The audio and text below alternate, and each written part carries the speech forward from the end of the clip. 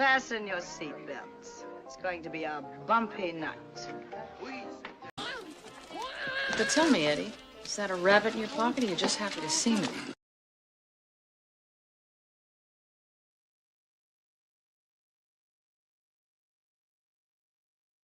Before I had a dog, I remember watching a movie. I don't know if you guys have seen it. It's a movie of Keanu Reeves called John Wick. Have you guys seen that film? It's a great film, yeah. But if you don't know this film, I'll tell you the premise quickly. It's a film where Keanu Reeves plays a retired hitman. Start of the film, someone shoots his dog, which causes Keanu to go on a revenge mission where he kills somewhere in the region of 18,000 people till he finds out who shot his dog. Before I had a dog, I watched it and that's a fun movie, but one of the most unrealistic premises for a movie I've ever seen in my life. Now I have a dog, that is the most realistic premise for a movie. If anyone even lays one hand on little Santiago, I will kill them. I'm going full Batman on them, that's what's happening.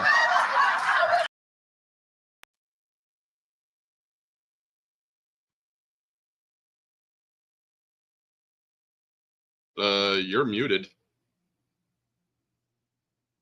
I'll be right back. My dog has to go out. Just now. Got it. Well then, folks. Oh, to answer Conroy, you said something about, I mentioned on Twitter the wind skid you were around one night.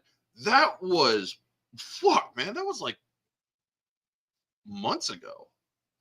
But I'm glad some people are seeing tweets that were literally months ago. I mean, that's fucking weird. I keep on getting notifications of tweets that were like years to months ago.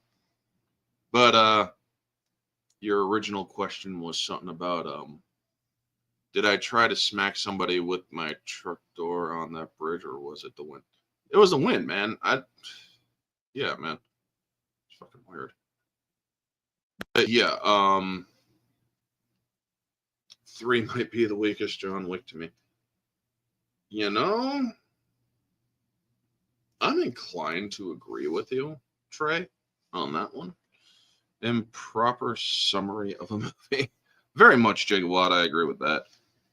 Hello there, Jarrell Mason.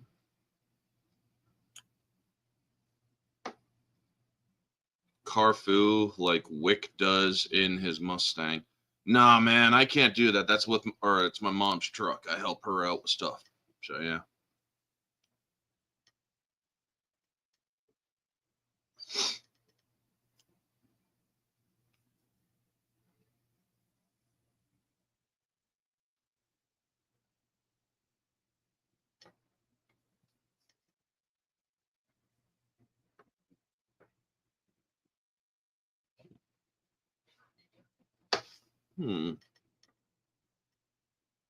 It's interesting. There we go. 3 is definitely the weakest, but I still like it. The Book of Wick is, or I call these the 4 movies the Book of Wick, because, oh, Trey, I hope they do not do a John Wick 5. There's no need for a John Wick 5. However, if they do a John Wick 5, they better do it right, or else me, a very big John Wick fan, will literally tear them a new one. Well, not literally, but I will go onto my channel. It'd be like, you know, Orange Hat Reviews is coming back to life for one final review. And that's to shit the fuck all over John Wick 5. That's if they make a John Wick 5 that turns out bad. But the thing is, I hear that John Wick 5 is in flux because, Keanu Reeves' body is literally going through hell. And I don't think he basically said, he's like, dude, my heart's in it, but I don't know if my body is. Rumor has it Neil will make a cameo appearance. Ain't that funny? Continental show was garbage. Never saw it. Most likely they'll reboot John Wick. Yeah, they better do that shit in like 2060. Winston was McShane or the counterman. Winston was McShane. Sharon was Lance Reddick's character, the counterman, as you call him. Is Orange Hat Reviews thinking he's back? If they make a John Wick 5, yeah, I'm thinking I'm back. If they make a John Wick 5, fucking Orange Hat Reviews comes out of retirement, folks. I'll say that. I will say that if John Wick 5 comes or happens, Orange Hat Reviews comes out of retirement.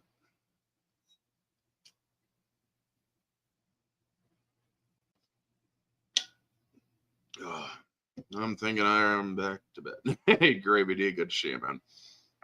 5 needs to be the last one if it happens. Oh, definitely. Although it should be 4, because literally there is no reason for him to continue his war. He literally freed himself from the high table again. He did what he did off screen before the events of the first movie. He managed to do again before he died. So yeah, he has no reason to come back to life. He has no reason to go after the table. Everybody else who are assassins in this freaking shadow world has every reason to go after the high table now, because they've shown that what's his name was quite tyrannical. But yes, those are my thoughts on the later movies. But this is the first movie.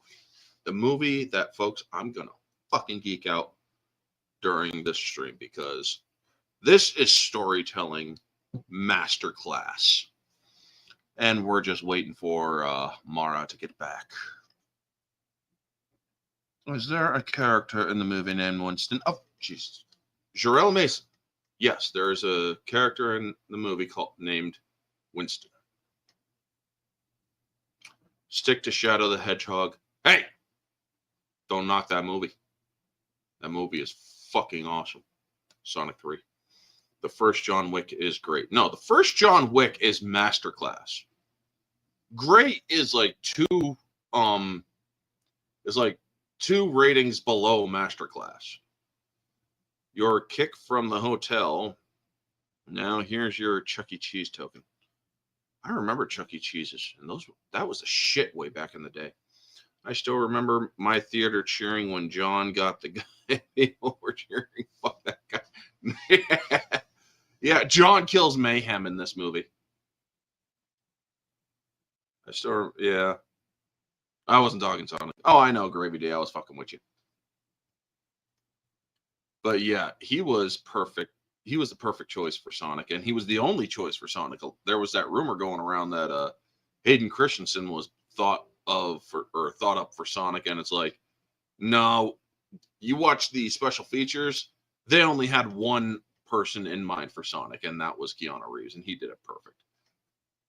Wish I saw that first John Wick in theaters. I wish I had too, because honestly, when I heard about the John Wick movie, it's like, really not feeling it. I hadn't seen the trailer or anything. Folks, before I did the whole YouTube thing, I was a completely different person. I was not, yes, I was movie oriented, but I was just not in the same space that I am now, mentally. So I missed the first 2 John Wick movies theatrically, and my brother who is ironically named John, or coincidentally named John, he's like, dude, you got to check out the John Wick movies. I'm like, all right, I'll give them a watch. And so I watched these movies. And when, before I go any further, I'm going to wait for her to get back. So yeah, I've seen them all in theaters. Good on you, Gigawatt. Is John Wick considered part of an action hero genre? He's not an action hero. He's an assassin. So no. John Wick versus Accountant stream. Oh my God, yes. My very first, that was my very first versus stream, Soul Assassin. Thanks, man, for sharing that. 2 was my first Wick film in theaters. I honestly was not able to see any of John Wick movies in theaters. Unfortunately. Circumstances made it hard for me to see, or actually made it, well, damn near impossible for me to see John Wick 3 or 4 in theaters because my local theater was not getting them. They wanted to go the family route. Oh, yeah.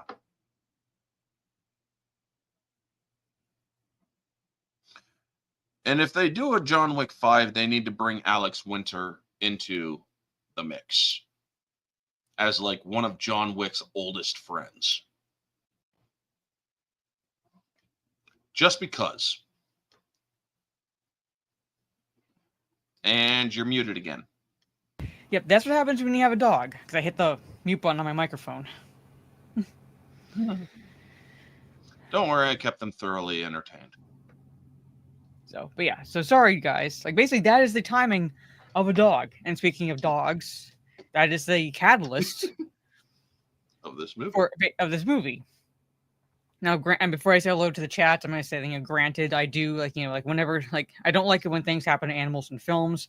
Whenever they do happen in films, I generally consider it gratuitous violence because you could remove that element from the plot and it would change nothing in the movie. It would have to change absolutely nothing as far as the plot goes. However, you can't really change it in this plot because it is an incredibly emotional catalyst that spurs John Wick. Right, because basically John Wick is a retired hitman, retired assassin, who did the impossible task. Basically, as per Vigo, when Vigo is explaining it to his son, basically, so he Vigo. We'll go into this, but it's I give him an impossible task, and he's thinking there's no way he could possibly have completed it. But John Wick completes it, therefore he's allowed to leave. Basically, leave the fold and live a normal life because he wants to marry the woman he loves and walk away from the assassin's life. Mm-hmm. Well, Yosef is a fucking moron. That's the son, basically. Yeah. I mean, if there was ever a movie in which a name can even... my brother recommended this movie to me. I told a little bit of this while you were gone. My brother is like, you got to check out the John Wick movies. And I'm like, all right, I'll check them out. I'm a person who immerses myself, folks. Like, if I am excited about a movie and I'm watching it for the first time, I am in that movie. I am that, or I can immerse myself that completely. Simply the mentioning of this man's name in certain scenes, like in the scene where he's explaining who John Wick is and whatnot, and also before that, it's he killed John Wick's dog, or he stole John Wick's car and killed his dog. And the whole bit about that seems like, I heard you struck my son. May I ask why? Well, yeah, sir. He stole his car and killed his... Just a mention. Yeah, that says everything. And it's like, who the fuck is this guy that a mob boss would basically be, or have that much dread in his face? Yeah. In the response of what or why the guy hit his kid. Yes. Because usually mob bosses would be like, you're going to die for hitting my kid. And it's like, fuck. Yeah. It's like, pretty much. Yeah.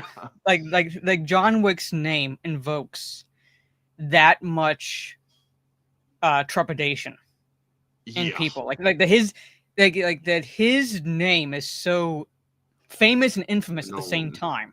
Yeah. You don't even have to ask. As soon as as soon as the father knows that John Wick is coming, he basically tells the son, we'll get to full on explanation when we get to that scene. It's like, there's no stopping John Wick. He's a man of focus and commitment. So basically, you are his target. Sure. He will do anything and everything to get to you. Yep. I mean, he tells him, or he basically says it straight out. It's like, Yosef, John will come for you, and you will do nothing because you can do nothing. Yes.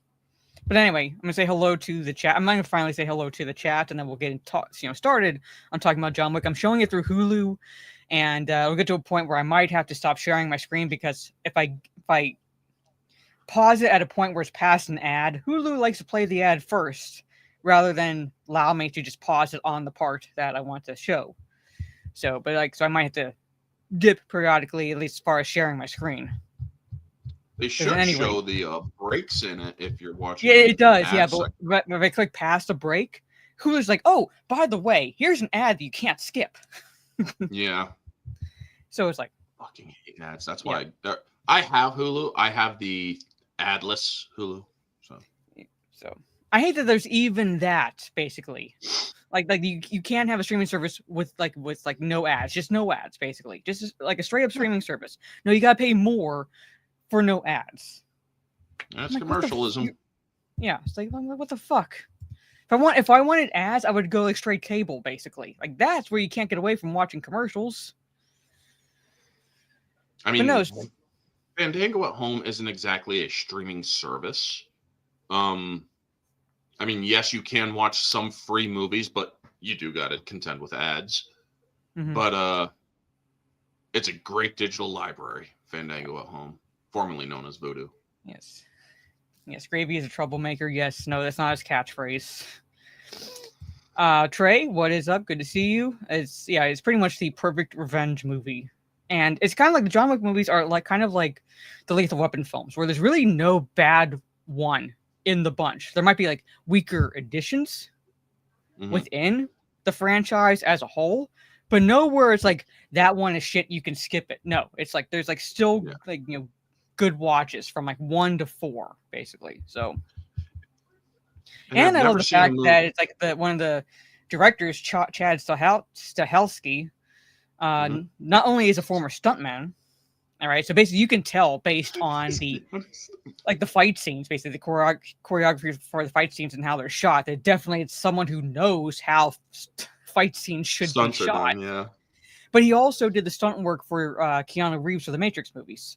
So he's known Keanu for a long time, and so it's like it's kind of like it's odd where it's like the stuntman for Keanu in Matrix movies is now directing Keanu. As a director. Also, one of the agents from Reloaded is one of the bad guys in this movie. Mm-hmm. Yes, this is my PayPal. So if you want to donate directly rather than go through YouTube, because YouTube takes a cut, much appreciated, but again, not expected. Mike Hill said they couldn't take the car. There was no need to. They couldn't just take the car. But see, that doesn't make them truly evil. Basically, here's the thing: they didn't have to, but they did because of their nature. They are that evil, which is where it's like if it was just taking the car, I wouldn't it'd be a fun revenge film basically, but it's like just a car basically. But when you include an innocent life into the mix, that's where I'm like, okay, that's a catalyst, like a good revenge movie catalyst. Yeah, I mean, here's a good question here's the thing, folks. It's the reason of that puppy's existence. Yeah. That is the trigger for the revenge. Yeah. It's not just the fact that it's a puppy. I mean, which we'll get into as. Yeah, I'm not saying it's just because they killed it, necessarily just killed his dog, but at the same time, it's I think that still would have spurred him a little bit because of the fact that that it's like an innocence. It's an innocent. It's an so if they just taken his car, he would have been pissed. He would have gone looking for it. But but killing the puppy, was like the proverbial straw that broke the camel's back. Now he's back. He's back. Yeah, and not only that, if you truly pay attention to the scene of where he wakes up after that night's events, they killed that puppy a good ways away from him. Yeah. He wakes up, that puppy is right in front of him, next to him. So that puppy used the last of its life to be close to him. Yeah. And the actor, so, according to the trivia, the actor, what's the actor's name? The one in the scene that actually does the evil, basically. Joseph. What's his name? No, it's what's his name? Oh, the other one. Omer Barnia, who played Gregory, is the one who actually does kills the puppy. Yikes. As per the plot, he according to the trivia, he was felt so horrible when shooting the scene that as soon as the camera stopped rolling, he would pet and cuddle the puppy because he felt that bad having to do that. Yeah. Because here's the thing, folks. You cannot fake animal reaction in movies. For them to make that, or for that puppy to make that level of distress, you have to put it through distress. You actually have to distress that dog. And so, yeah, I could, for me, ever since 2009, when my cousin was born, I had basically grown a paternal spine, a very strong parenting spine, because I helped raise my cousin and whatnot. And it's like, if I hear a kid or any young animal person, anything like that, start to cry or in distress, I am immediately ready to just like try to amend the situation to a better conclusion, shall we say. Yeah. Hey, Gigawatt. Yep. And we'll get into like that. I love that scene. Like when we get to that scene, because that like is.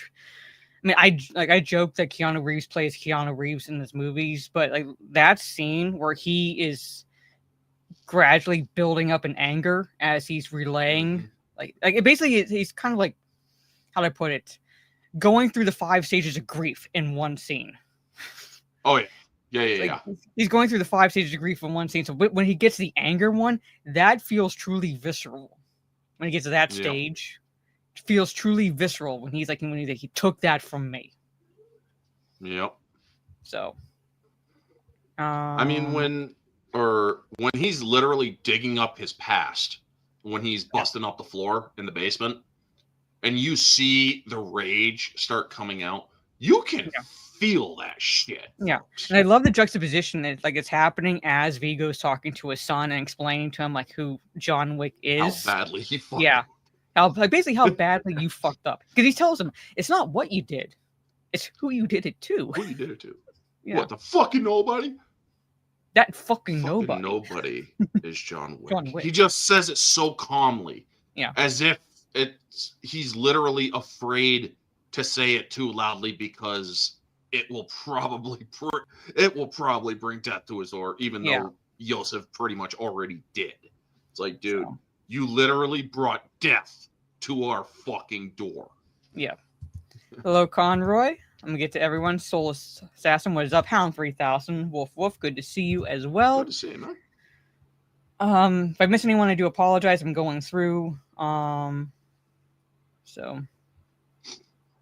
yeah. Going through the chat, like I'm saying, none of the movies.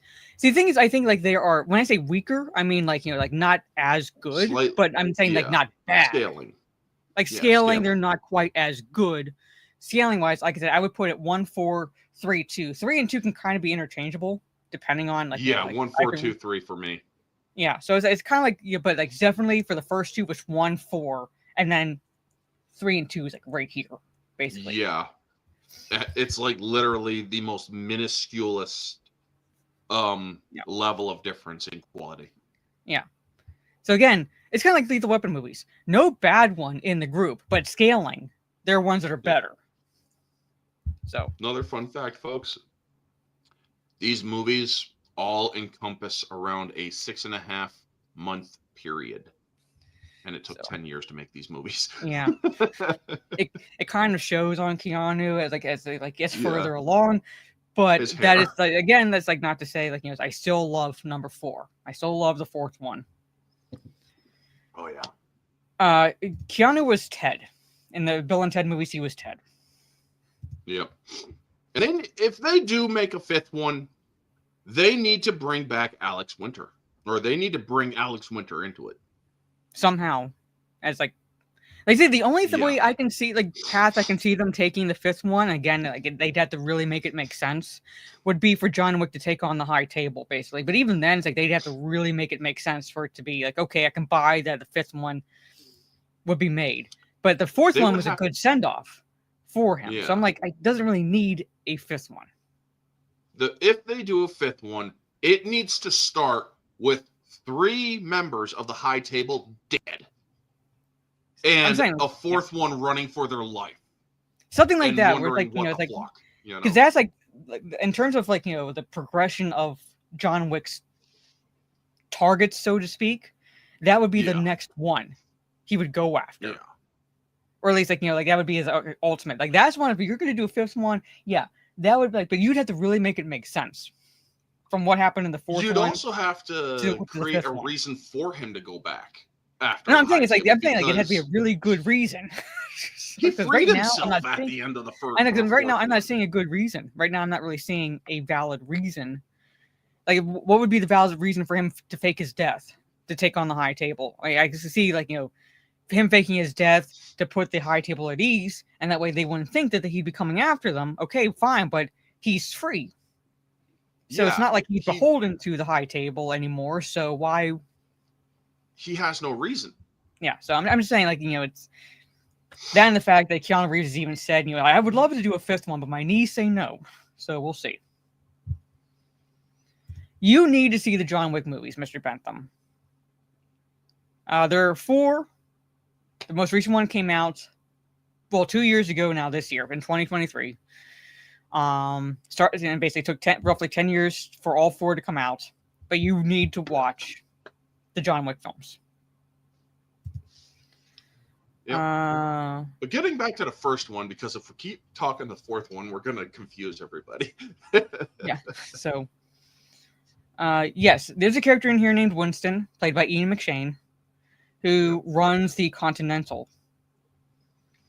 Yes, my name is really Winston, folks. I do this for the streams. Yeah. I do a connection in my name. And according to the, I didn't really realize, like, pay attention to Lance Reddick's character's name. Basically the Sure. I'll call him concierge, basically the Continental. Yeah. Even though technically he's more Winston's right hand man, so to speak. His name is Charon, Charon. Charon in Greek is the one that basically provides safe passage for the dead to Hades, essentially. So when John Wick is giving him the gold coin, he is paying for safe passage at the Continental.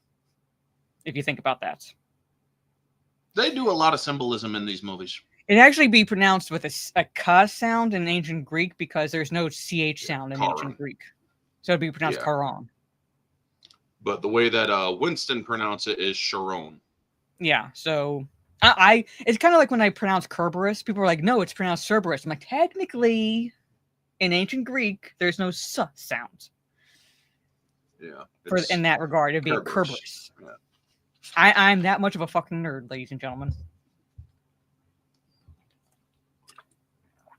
Is that nerdum, though, knowing your mythology, or is that just being a smart ass? Kind of both. I am a smart ass about it. Oh, so am I. Yeah. Hello, Kay. Good to see you. Yeah, I'd say John Wick is part of the action hero genre. It's a revenge film, like it's pure revenge films, but definitely like not action hero. He's anti-hero, if anything. Well, more like anti-hero, but I put him in. Well, he does kind of become, in a sense, a hero. Hero, yes, but anti-hero, because anti-heroes kill without any sort of qualms. Heroes do not kill. So, 2 was also my first John Wick film in theaters because this one flew under my radar when it was initially released, and then my brother, kind of like Orange Hat, basically, says that you have to watch this movie. I'm like, and so I watched it again, not liking what happens to the puppy, but still I watched it, and I'm like, how the fuck did I miss this movie? I'm like, Calix, good to see you. I guess this is my throne. Me? It's kind of like Amazon wish list. Go ahead. Sorry. Yeah. Well, it's kind of like an Amazon wish list, basically. So if you keep people anonymous, so if you just choose to gift me something through my throne, again, I don't expect it, but it's appreciated, and it keeps everyone, both parties, essentially, no information gets doxxed. Yeah. As for me, I've never seen any of them in theaters. From 2 on, I made sure I saw them in theaters. Basically, I couldn't, I didn't watch 1 and 2 until 2020. I think John Leguizamo and as a person is an asshat. Yes, but he is very good in this movie. Oh yes. I mean, Uh, he also helped sell the mythology of John Wick in this Yeah. movie. The legend of John Wick. It's like, where'd you get that car? And then it's like, dude, just get the fuck out. Get out. Take the car. Get out. yeah. And I after, but mean, after he it's strikes, like, he strikes the son, and Yeah. like one of his son's friends pulls a gun on him. He's like, it's like, Oh, shoot me, look at fucking shoot me. Like you. puts a gun like those like forehead. Yeah. It's like, I'm like, what the You can either shoot me now or get the fuck out of my shop. Yes. James, what is Vigo's up? Good not to see gonna you. like this. How do you know what Vigo's gonna like or not like? I'll tell you what Yeah. he's gonna understand. Yeah, I think they did change their pay. Minecraft Vampire Mazza, which what a fucking name. But anyway, yeah, I think they Oh my did. So God. there's like basically a hierarchy structure. So basically, like the lowest, like the lowest price $18.99 point your is like you current get ads Atlas. for like during certain, but if you like go up a rung, basically no ads, essentially. And then Yeah, there's it's like the live TV $18.99 service for and things Atlas. like that. Yeah, so it's. Yeah. Which is a shame because the Continental, like that whole concept, could have been a gold mine of like several seasons at least, because there are Continentals in just about every country across the globe, and you could have shown like one here in this country, one here in this country, so you're not exactly following the same person necessarily. It's like different stories per season. Boom, fucking gold mine. How do they? New They York found a way to mess it Continental up. Season 1. Yeah, Season 1, New York Continental. Season 2, Osaka Continental. Season 3, Casablanca Continental. Yeah. I mean, It literally is multiple seasons in itself, the concept of the Continental, but they somehow found a way to mess up that concept with just the first season. Because the John Wick storyline is not meant to be a show, folks. It's just not. So John Wick storyline is not, but like I said, you can like follow different characters per season of the Continental. Mythology, honestly, Yeah, I don't think is really transferable or translatable to a show medium. I just don't think it would, or it works as a show medium, because the scale this is such an easy universe, and each movie, yes, is world building. However, if you are going back in time with this story in this universe, you gotta limit it to such a degree which hurts it automatically. That's the problem. I mean, think of it this way, folks. 10 years is how much time passes to make these 4 movies, yet it's only 6.5 months, yet the armor of the characters, their suit armor that they have, their tuxedos and suits, which has ballistic shielding in them, evolves generationally in the movies. So like 4 generations within 6.5 months of ballistic armor in your suits. That's the only real flaw there is in this movie, or in these movies. so. Because This is like I said, like the only thing I would buy is John Wick going after the high table. I'm saying I'd have to have a plausible reason for him to do so, which I feel like those who made the John Wick movies could give us. We'll just have to The see. only reason- Right now is like really up in the air if a 5th one even happens, basically. So the only reason that I could plausibly see him going after the table is if they dug up his body and Frankensteined his ass. I'm sorry. The 4th movie was that conclusive, folks. And I will die on that fucking hill. There literally is no need for a 5th movie.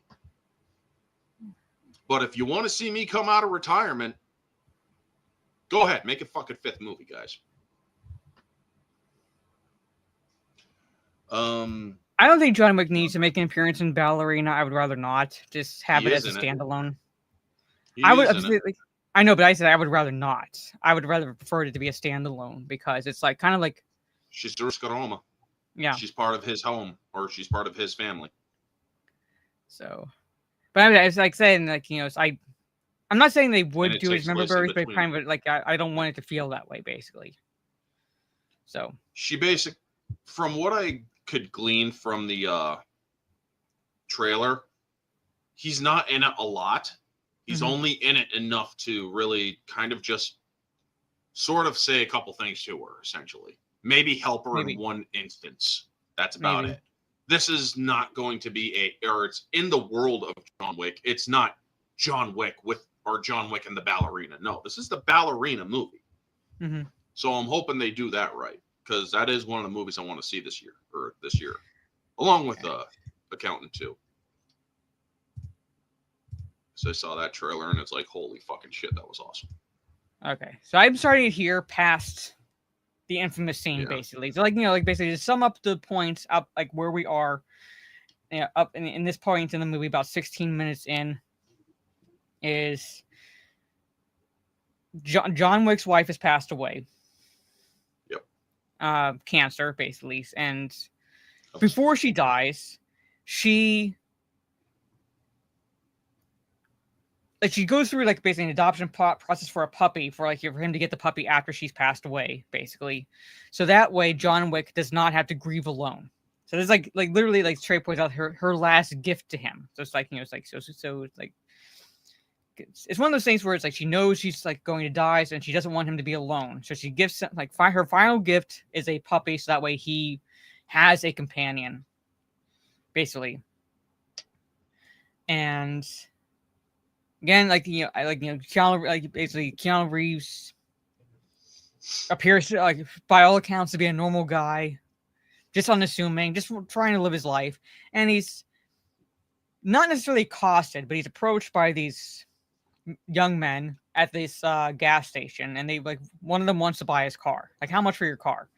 And John Wick outright several times refuses to sell his car, which does not sit well with the other three. Yeah. Okay? Well, specifically the one. Well, specifically the one, basically, but it pisses him off even more. But but because he's pissed off, the other two are pissed off, basically, because they're lackeys, basically.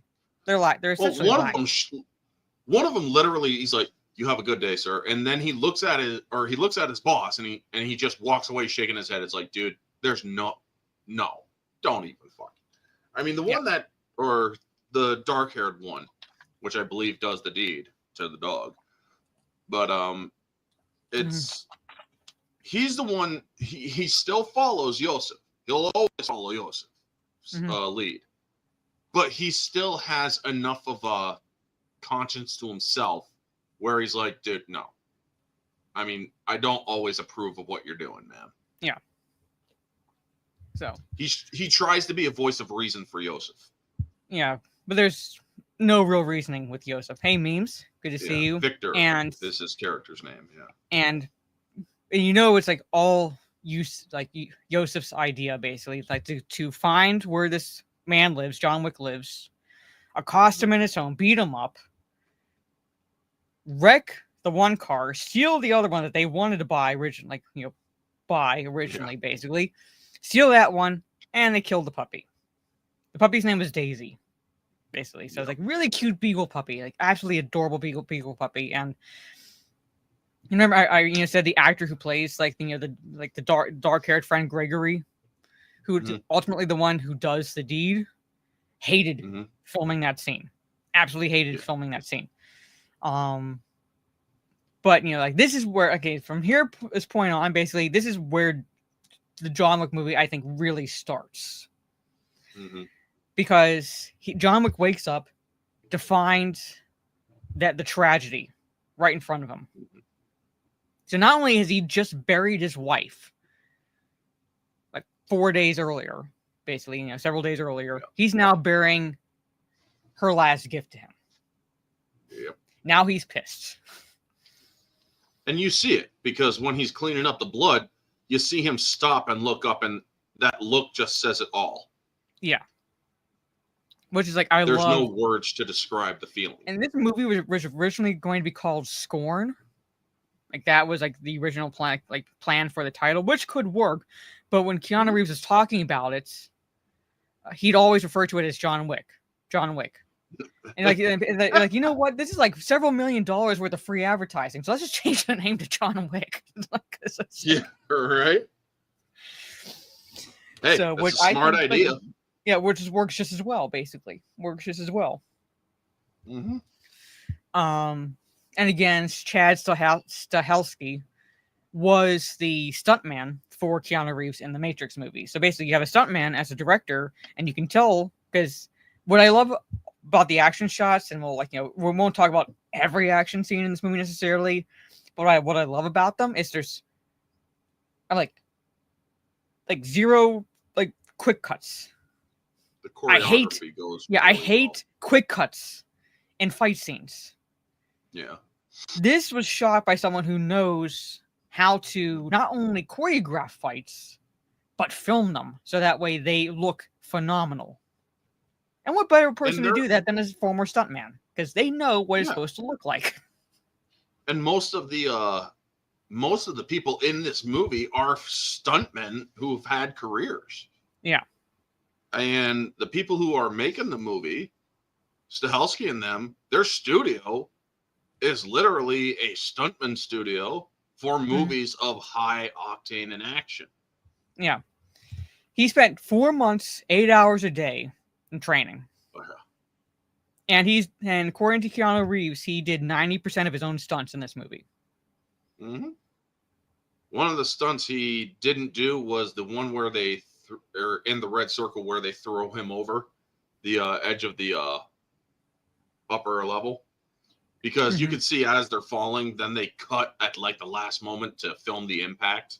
Yeah. So, but still, like 90%, very, very good. And he trained, like I said, 8 hours a day. And when he did that scene at the red circle, I believe that was the part in the filming where he was running 104-degree temperature, like he was sick. Oh shit! And he still insisted on filming that scene. Yeah. Like he is filming that scene with a full-on fever. Well, I didn't notice anything. Works. Yeah. The expression on his face definitely makes sense then, because this is a man that looks like he wants to murder and kill. So he basically uses his fucking fever to sell that performance. So I mean, in the red circle, there's a bit in it where he stabs the dude through the neck, and as he's lowering him, he's looking right in this dude's eyes, which is a beautiful moment. And I say beautiful because it shows just how much what's the damn word for it? This is the kind of character he is. He will look into your eyes as you die. Yeah. So I'm gonna be like skipping forward chat basically, so we're not exactly. I wish we could play some of the action scenes, because it's like, as much as I love the overall premise of this movie, like the action scenes like really make this movie. And this is John Leguizamo plays Aurelio. Oh yeah. And he works with Yosef's father Vigo. Yep. And basically Aurelio runs a car body shop, but also a how do I put this? Not a chop shop, but basically he's the middleman where he basically creates the fake VIN for the cars, like fake paperwork, things like that. Like he's like a trafficker of vehicles instead of people. So he basically works on cars at the same time. He also traffics them. Basically, he's like that part, like a little bit of a middleman for the mafia. So if they need to get if a vehicle's hot and they need to kind of get the police law off their asses, essentially, like he creates that buffer. Yeah. And that's what Joseph goes to him for, because like he's stolen John Wick's car and he's like, I need this done, basically. New license and VIN. Yeah.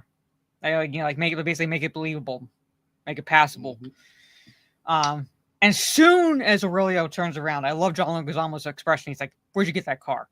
Like he immediately recognizes it, and he refuses to work on it. He refuses to do anything for Yosef. Now let's see if I can get a shot of Conroy, he was not on his knees in that movie. He had to spread his legs out to such a degree in which he looked smaller. Okay. He wasn't on his knees on that one. Yeah. In Spawn. This guy right here, if you can see my arrow, that's Joseph. Yeah. That's Gregory. That's Victor. His name's Victor in the movie. Or Victor, is that, so this is Gregory right here? One of the two is Gregory. Okay, this is Gregory. This is Victor, basically. Yeah. So Gregory, this is the one who ultimately did the deed, as even killed the puppy. Yeah. So, and like basically, I call them lackeys, basically. Yeah. Because they're like not, I wouldn't call them friends. They're hangers on. This is Joseph. Yeah. Joseph's the one who wanted the car. Did not like the fact that he was told no because he's that spoiled, that narcissistic. And he's the one that, he's a spoiled brat, pretty much. Yeah. So he's like, I'm going to take it. Yeah. And it's like, did you kill him or what? No. Well, we sure fucked up his dog. And I'm like, oh, you fucked up his dog? You fucked up his dog? And then he punches him, basically. Crack. And crack. Like, he just punched him right. Like, it's like, right. He goes, and I was like, yes. Shit. Yes. It's like, yeah. And Joseph's even telling Aurelio, like, we own you. Like, you, like, he's like, you don't fucking own me, punk. Like Aurelio calls him a punk. He's like, I work with your father. Like, I don't work for you. You don't own me. Like, you can't basically, you can't tell me what to do. And like, and they even say, Vigo's not going to like this. It's like, who the fuck? Like, how do you know what he's going to like? But he will understand. Yeah. Yeah. Thing is, if Joseph had killed Aurelio, the hot table would have killed Joseph. Aurelio is actually, in the wider universe, he's actually an important cog in the machine for the New York area. So, luckily, Joseph is not that stupid. Yeah. He helps keep shit anonymous. Oh, Joseph is that stupid. It took Victor holding him back to keep him from making a big mistake.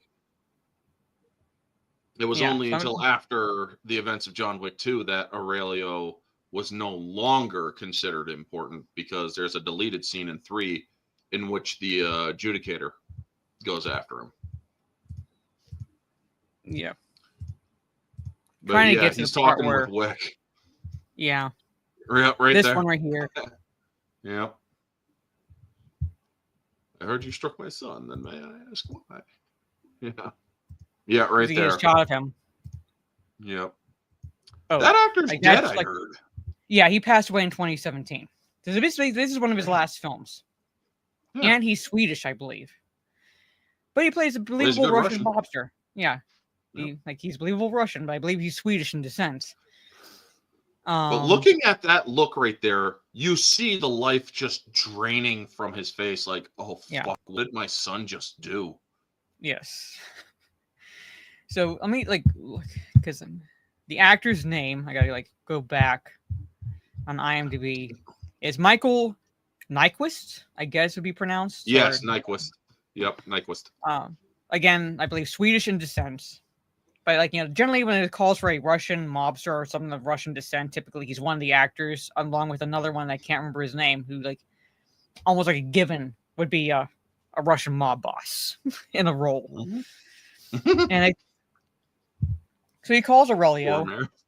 He's obviously finds out that his son was punched. And normally, normal circumstances, even then, I don't think Vigo would have gone after Aurelio because of Aurelio's role in the wider scheme of things within the whole universe of John Wick.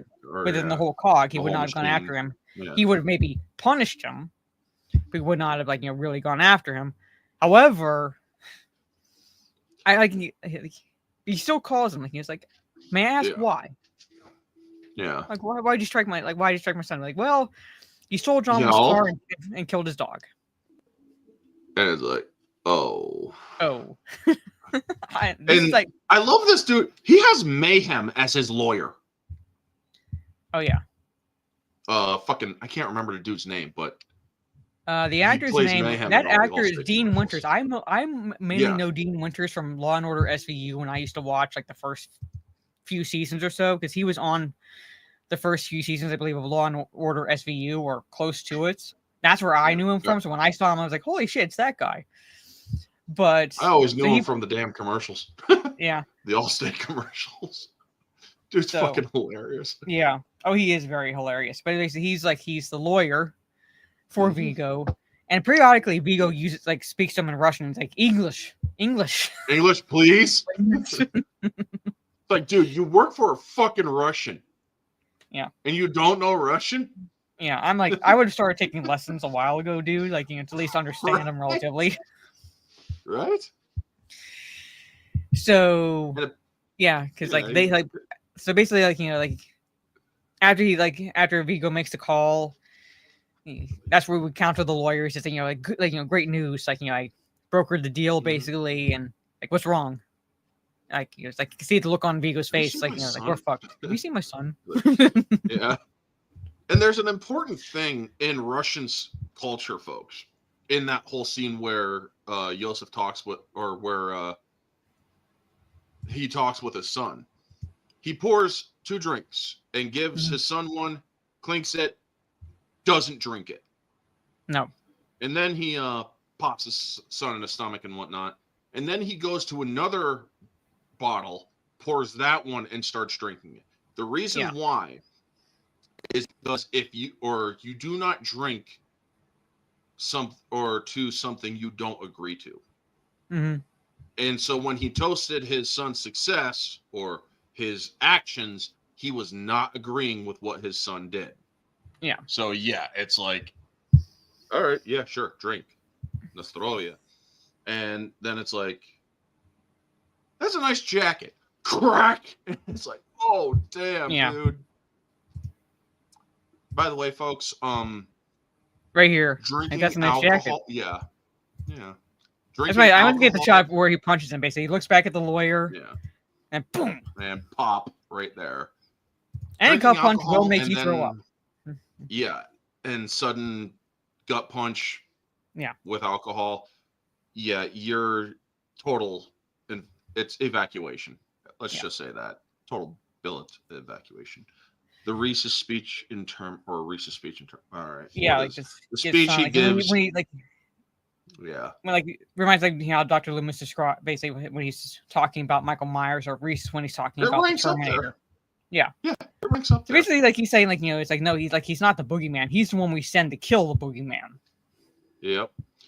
Now they don't get the Baba Yaga thing right because Baba Yaga is actually a Slavic A witch, female witch, witch basically. a Slavic witch that has a house with chicken feet that run through the forest and whatnot.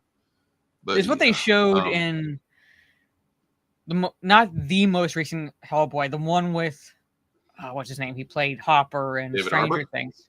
David David Harbour, Harbour. yeah, like the one. That's Baba Yaga. Yeah. She was also in a deleted scene of Dracula Untold. Yeah. So I'm saying it's if you need a visual reference, basically, even though the movie is shit, that's Baba Yaga. Yeah. So.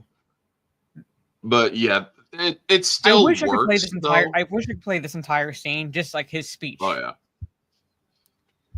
John Wick is a man of focus, Yeah. commitment, and sheer will. Something you know very little about. Yeah. Not talking about Atlantic City. What, Aurelio? So I stole a fucking car. I mean Aurelia, so I stole a fucking car. And then Boom! Another gut punch. again. Yeah. So you don't get it, kid. No. I basically have to freaking try to call off the devil.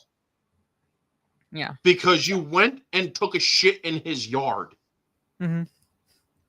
So I love after Vigo is given Yosef this entire speech, basically it's like he because I don't it's like he gives him the entire he gives him the speech, and tells him this is why, and Yosef's says basically that he'll kill John Wick, and Vigo laughs did this motherfucker not listen to hear a word I said? Basically, He's did like, not hear a word I said. And he tries pleading with him in Russian. I love it because when he hugs him, he grabs the back of his hair and his and Yosef is like, oh my God, like what is he about to do? You know? Yeah. That look on his face just says it all. It's like, oh shit, this is kind of serious. Like who, the fucking nobody? I love that. That fucking nobody is John Wick. Like, and it's that alone, folks. And also Aurelio mentioning it earlier. That alone tells you everything you need to know about John Wick. Suggests that this man is death incarnate. You know? Yes. And you haven't even seen what he can do yet, but you know that this is somebody that these people worry about if he is in the game, so to speak. And even though like Vigo tells him he's as much of a sociopath as Vigo is, that's still his son, so he's still going to at least try to protect his son in his own way. So he has the lawyer basically hire men to go take out John Wick. And John Wick, he knows what's going to come. He's like, they're going to try. They're going to fail. They're going to try. Yeah. And I like how he tries calling John Wick to try to talk sense into him. And there's not a damn word spoken. No. He's just listening and then just hangs up. Hangs up, and then the lawyer, you're like, what do you say? Enough.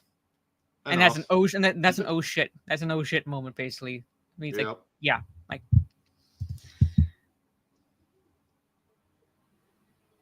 I wish I could play these scenes because these are so fucking good. See, like an ad will play, basically. So basically, I'm just gonna stop sharing my screen so I can get through the fucking ad. I mean, this movie, folks. When I say that this is a masterclass movie, this is a masterclass movie because it is the small things in these scenes, like how he says it, that fucking nobody is John Wick. Something so small like that is enough to tell you everything you need to know. Yeah.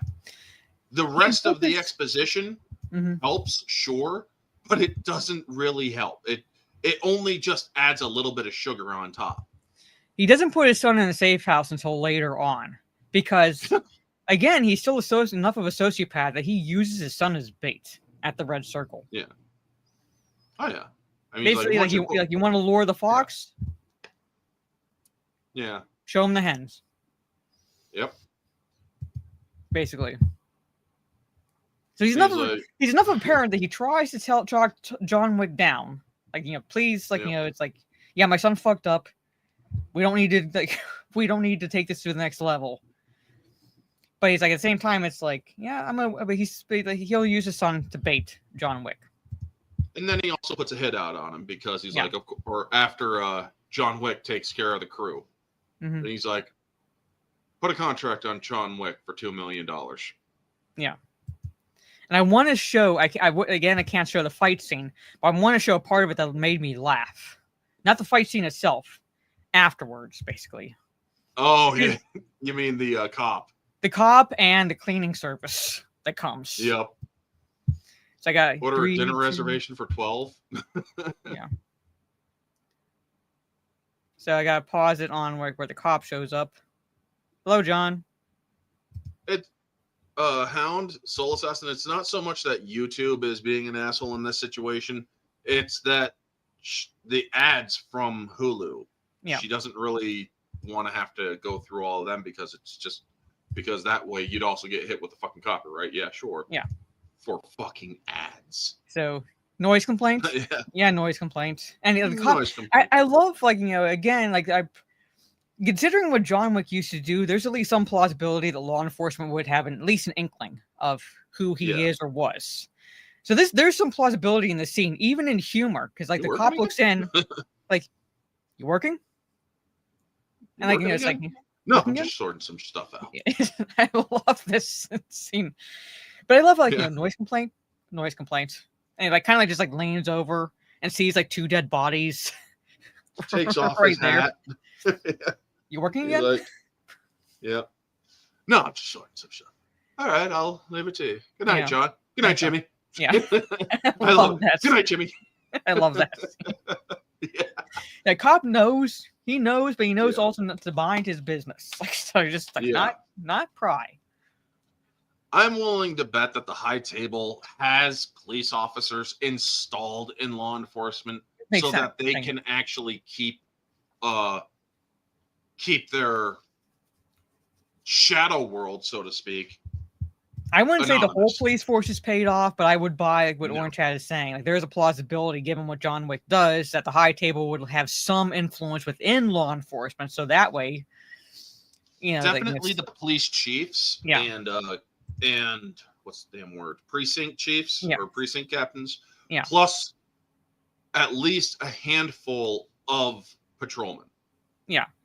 So like, you know, you'd figure the High Table would know where John. They keep tabs on everyone, like retired or not. So they would know where John Wick is. So they would know, hey, if any like calls get sent, like, you know, for where John Wick lives, you send these guys, because they'll know not to say anything. Basically, they'll know to kind of keep quiet. I can buy that. I can buy that, given the universe that, like, you know, that's built throughout these movies. Mhm. I mean, so Because in the second one we see Jimmy again. Yeah. And we'll discuss that tomorrow or next week. But I love this. It's like, I need a dinner reservation for 12.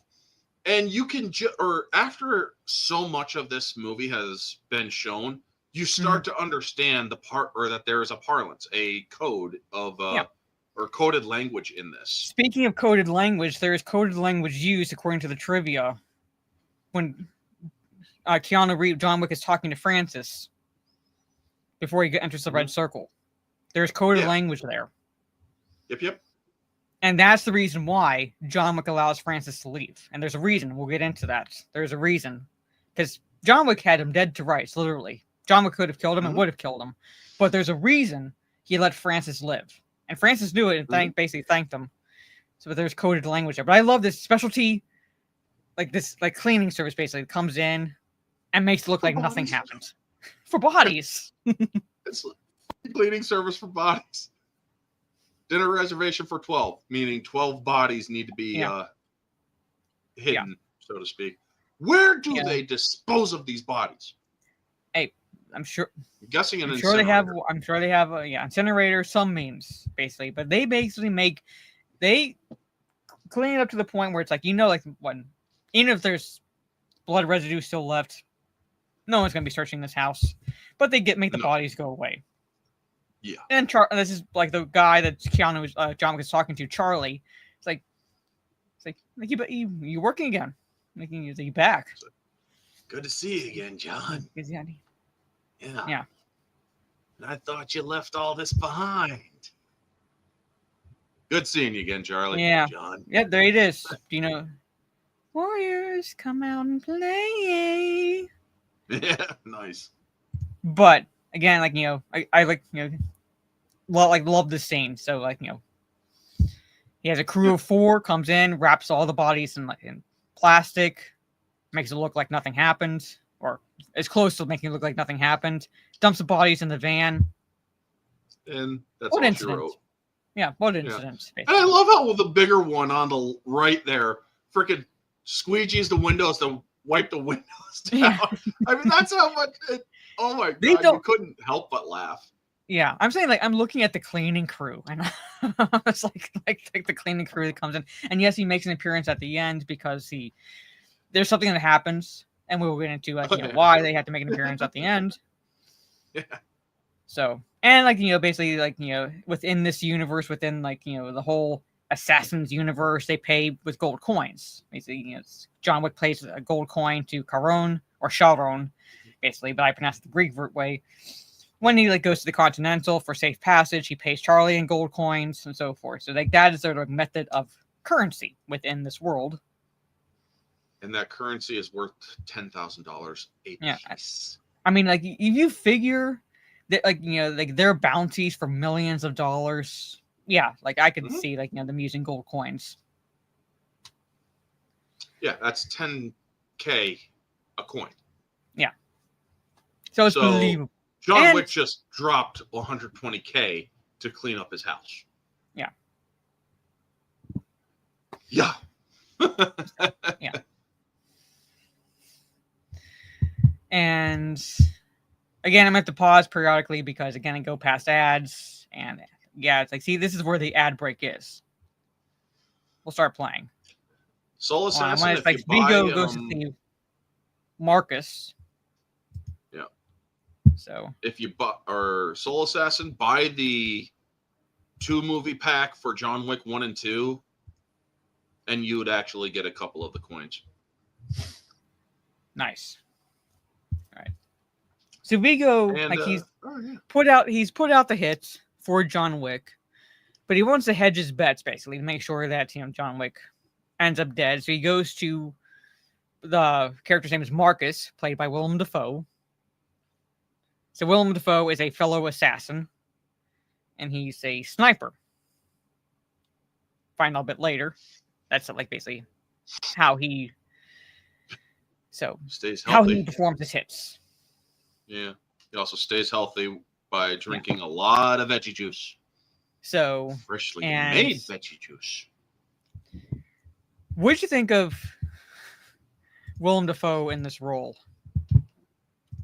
You don't really see him a lot. You see him enough, but you see him enough. Yeah. You know that this guy is dangerous. You know that the veggie juice and all that shit is his way of staying up to par with the younger crew, if he need be. Mm-hmm. But he's also an expert marksman. Yes. So when you see you see him have to shoot folks. And there's a scene where John Wick's at the Continental and he shoots at the Continental, but before he takes a shot, they show a zoom in at him and you see the hair on his head moving. He's gauging the wind in that moment, so when he shoots at Wick, he knows the bullet will veer just enough. Yeah. To give or to not hit him. That's the question I have is, yeah. If he had found out that the 2 million this was an exclusive, right? Because basically he asked him, "Is this exclusive? Meaning, are you just coming to me for this hit?" Yeah. And he finds out no, this is a non-exclusive, basically, so everyone can have a go at John Wick. What do you think he would have done if he had found out if it was exclusive to him? Because I believe that when he found out it was non-exclusive is when he said, "I'm going to do it, but not to kill John Wick," because he knew he would have to protect him. Yeah, he would have turned it down. He would have turned it down if he found out it was exclusive. Mm-hmm. Yeah, because like you see it in his face. Like as soon as he finds out, it's non-exclusive, like you kind of can see the gears working in his head. It's like oh shit. This man visited him at the cemetery after he just buried his wife. Yeah. So you know that he is a good friend. Yes. Of Wick's. Mm-hmm. So I was like in that scene, like you see that, like you can see the look on Willem Dafoe's face, like in that moment when he agrees, he's not agreeing to take out John Wick. He's agreeing so that way, like he kind of watches John Wick like a guardian angel. At that moment, you have a $2 million bounty on John Wick's head. Then you have a point where the lawyer finds out that, hey, someone is willing to break continental rules and kill John Wick on sacred grounds. So we're going to double the bounty. And this is another part of the brilliant storytelling bit. We have somebody at how brazen. If they're willing to break the rules of Continental, double the bounty. And then they immediately cut over to Winston explaining the fucking rules. Yeah. Because you know that the audience is going to ask, what are the rules? Well, the rules are, and there you go. No blood on Continental grounds. No business to be conducted there. Yeah. And it's like, well, shit. Also, what's her name? Perkins, played brilliantly by can't remember her damn name. Adrian Palicki, who Adrian did her own stunts, I believe. Perkins, she plays Perkins, and you only know her last name basically, so she's like John Perkins. Yeah, woman is freaking gorgeous too. I mean, brilliant assassin. Yeah, but she's also she's a wild card. And that's what makes her dangerous, but it's also what ultimately fucks her over in the end. Yeah. And Lance Reddick, may he rest in peace. You know, pronounced in the movie Sharon, basically, but basically it's the one who guides the souls to Hades, basically safe passage, being a pay him safe pass, basically pay the ferryman, essentially. A bride for the ferryman. I could see her as Triss in The Witcher. But anyway, so like I have you for 2 nights. Yeah, it could be longer, depends on how everything goes, essentially. Yeah, depends on business. And he's very proper, basically. He's manning the desk at a hotel filled with assassins, and he's still has I love Lance Reddick's performance in these movies, especially in the second one. I think it's the second one where John Wick leaves the dog he finds at the end of this movie right in front of the desk, and he has to go talk to someone, and the dog just stares sits and stares up at Lance Reddick, and Lance Reddick just stares down at him, at the dog. Yeah, after John Wick leaves. Yeah, it's like, do you bored? I'm sorry to say this facility is not, but I'll take responsibility. Yes. I mean, that lets you know that, or this movie, that they have a professional relationship, but the second movie actually tells you there is more than just a professional relationship between John and Sharon. Yeah. Yeah. Count as is it worth it to break the continental rules? You may get $10 billion to break, but you'll be dead before you could use the money. I'm getting it's you'd have to be incredibly mercenary. Yeah, basically, and it's within 24 hours. If you break the rules within or in the Continental, you just signed your death warrant within 24 hours. Essentially. So. And I might have to dip again. When I say dip, I mean because there's a commercial, an ad break, and I want to go past the show Ian McShane. And you also hear some of the coded language in this. It's same owner. And it's like, how's your laundry? I'm afraid no one's that good. Right. Thought not. And they have an in-house doctor basically who stitches John Wick up. Key master. Yeah. And it's they basically tell us John Wick no business, but knowing that there's no way that John Wick is not going to go about the business that he is set out to achieve. The doctor gives him pills you're going to bleed because you're going to be fucking up these stitches I just did, but you'll be able to still keep going. Yep. So. And it's the key maker from The Matrix. Randall Kim. Yeah. So and this is Winston played by Ian McShane. And again, he's the one that kind of basically explains the rules. Basically the Continental is a safe zone. Once you're in the Continental, you pay for you're paying for safe passage. So once you're in the Continental, you are on essentially sacred grounds. No business gets conducted. So you could basically be in the same Continental with your target. You cannot do anything. You cannot touch him or her. Yep. If Yosef would have gone to the Continental, that would have been the smartest idea. Yeah. John Wick would not have been able to touch him. Yosef could have stayed there for however long. John Wick could not do anything. Yep. However, it's kind of when you play the GTA games and you're running from the cops. You could have 5 stars on you. Just pull into a garage. They can't touch you. Yeah. That's pretty much it. It's if you play GTA, if you know the GTA games, it's like that. Like the Need for Speed games, it's like that. Yeah. So. Surprised the father didn't think of that. I don't see. The thing is, would Joseph been able to stay at the Continental because Continental is kind of for assassins. So would he have been able to stay there for that long? I'm guessing that his Yosef hadn't yet been fully inducted into that lifestyle. Yeah. Sure, he does some stuff for his father here and there. I don't think that he was a member of the Continental yet. Yeah. So he could have maybe gone in there, but to stay, no. Yeah. He would not have been able to stay. Wouldn't have been allowed to stay. So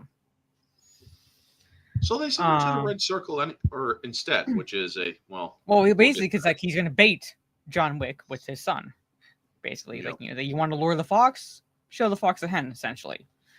And I love this conversation before we're real quick. Mhm. You see some of the coded language here. It's like, Yosef Tarasov, what of him? I'd like to talk with him. The talk, you say. I'm familiar with the parlance, John. Yes. And I need to ask, are you back in the fold? Just visiting. Have you thought this through? I mean, chewed down to the bone, you dip so much as a pinky back into this pond, you might find something reaches out and pulls you back in. And he warns him. He did warn him. Mm-hmm. And that's the thing about Winston. I don't know if he is John Wick's biological father, but he definitely cares for John like a father. I'd say it's more like that because they never really really confirm or deny either way. But I think he's more like he cares about John Wick like a father. Yeah, I mean, I'm also which is like again because like in the second one, at the end of the second one, going to the third one, normally the hit would go out right away, like because John breaks continental rules, and we'll talk about that in the second one when we talk about it next week. That Winston doesn't do anything. Like he actually gives John Wick a window to get the fuck out of there. And he calls him Jonathan. Like basically, like, not John, he calls him Jonathan. So he's like a father figure to him. Yeah.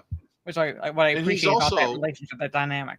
So I do believe he is also part of the Ruska Roma. Because you see at the end of 4, when he puts his hand on John's grave, he has Ruska Roma tats on his arm or hand. And it's like, son of a bitch, could he have been John's father? Or at least I know he's part of the family. Yeah. Son of a bitch. Yeah. But and John loves him so, like, at least so much that like he didn't even seek revenge necessarily on Winston. He was mad. Oh, yeah. But he didn't seek revenge on him after what Winston does in the third one. Now, again, if you haven't seen these movies, I don't want to get to spoilers, basically. Basically, for the preceding movies. But I say, if you haven't watched these movies, give them a watch. Definitely. But, like, and I like how, like, John finds out, like, where Yosef is, basically, because he goes to the bar. Addie, I believe is the bartender's name, serves him, like, basically talks to him, serves him a drink.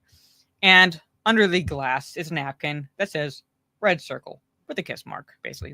That's where you have to go. That's where he is. Yeah. I'm gonna skip through because I want to show. This is where I said yes. Here, right here. basically here, there's coded language in this scene. Yep. It's not just Kevin, like not just oh my god, that's Kevin Nash. No, like there is coded language in this scene, basically. So John Wick, when he's asking if you've lost weight, that's code for how many are in there. Yep. You lost weight. How many in there? Yeah, and when he says 20 kilograms, he's telling him there's 20 guys in there. 60. Yeah. I'm saying, but like, it's like, yeah. But yeah, the number is how many people are in there. Yeah. So basically when he's like having this little back and forth conversation, that's coded language. Mm-hmm. And that's the reason why, because Francis, that's the doorman's name. I'm gonna say doorman. He's like, that's because he gave John Wick the information Wick needed. Yes, Trey, he is. Yeah. He's actually, or tomorrow night, we're also discussing another movie that Kevin Nash is in. Yeah. Again, like that. So that's the reason. Yeah. So that's the reason John Wick allows him to live. Yep. Yeah. So he says 20 kilograms. When he says 20 kilograms, he's telling him there's 20 guys in there. Yep. That's what he's saying. And so basically, John Wick says, take the night off. Yep. Basically means I'm not going to miss you. Yeah. Help me, I help you. Yes. No worries, Sonic Jaded. Life happened. Like life comes first. But yeah. And there's also a moment in the Red Circle when he gets him, or when he actually gets there, or near Yosef. Yosef has his gun, but immediately John Wick points his gun at Yosef, and Yosef just freezes. But then he just sees John Wick continue to look at him, point his gun down, boom, as he's still looking at him. Yeah. It's like, that is a true killer right there. He's not taking his eye off the target in order to take care of a smaller problem. No. So Kevin yeah, Nash is grateful for not facing John Wick. Yeah. So as I said, like, you know, like people I guess don't realize like this whole conversation is purely in code. Mm-hmm. So I mean, and like basically like I love when he removes the earpiece, like, you know, thank you, Mr. Wick, and Yep. just fucks right off. Basically. It's like I don't get paid enough to deal with this shit. I'm allowed to live. Yeah, I'm gonna take it. I'm not provoking this man. Yeah, yes. I'm helping him. I'm not provoking him. Yeah. Fuck that. I'm not paid enough to provoke him. No. So, but again, like, you know, it just adds a dynamic to that scene. Like, I wish I could play like the action scenes. Like the movie itself is good. I love the movie, but the action scenes, especially knowing that Keanu Reeves is running 104-degree temperature when he shot the scenes for the Red Circle. Like he is sick. He is full on fever rage, pretty much, in those Pretty scenes. much, yeah. Fever rage. Perfect way of describing it. And it is so iconic. Because first he takes out the guys in the bathroom. He takes out Victor. And then he, like, you know, goes after Yosef. And like going to get to Yosef, he has to go through like men who are hired by Vigo to protect Yosef. Mm-hmm. Yosef gets away, and John Wick has to go through another litany of men trying to get to Yosef, but like, you know, he stopped from his targets. But the cinematography was so good. Again, you can tell it was shot by someone who understands how fight choreography should be shot. Yep. And not only that, when it comes to the gun choreography, because yes, folks, when you do gun play in movies, you are learning all sorts of stuff. The way that to give you guys an idea, no guns here, folks, just my hands. I'm going to use my hand here. So you two fucking calm down. When he's keeping his hands like this and his arms down, that's all tactical. He's reducing his target area for other people to shoot at him. And if you watch the movie on Amazon, you actually learn a lot more about it.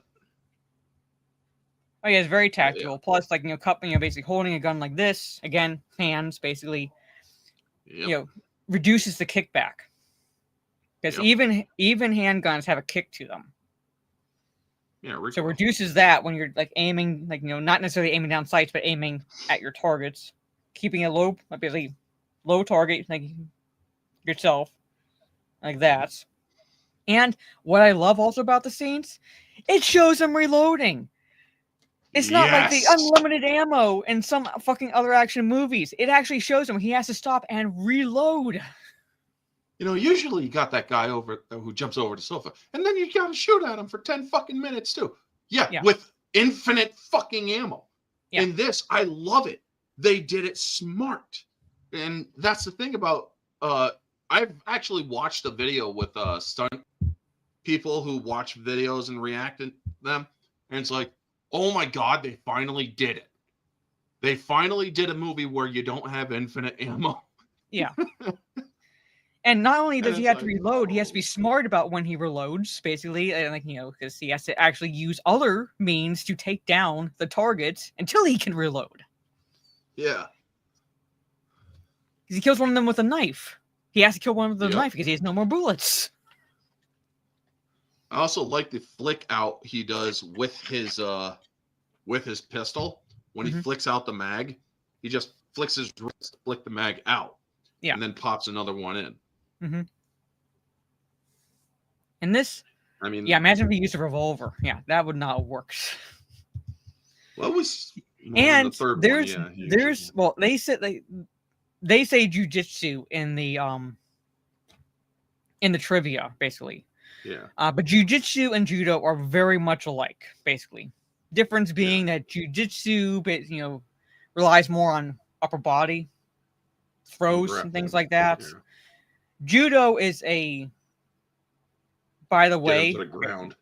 like, well, it, like, not only it incorporates throws, pins, and locks. I'm a judoka.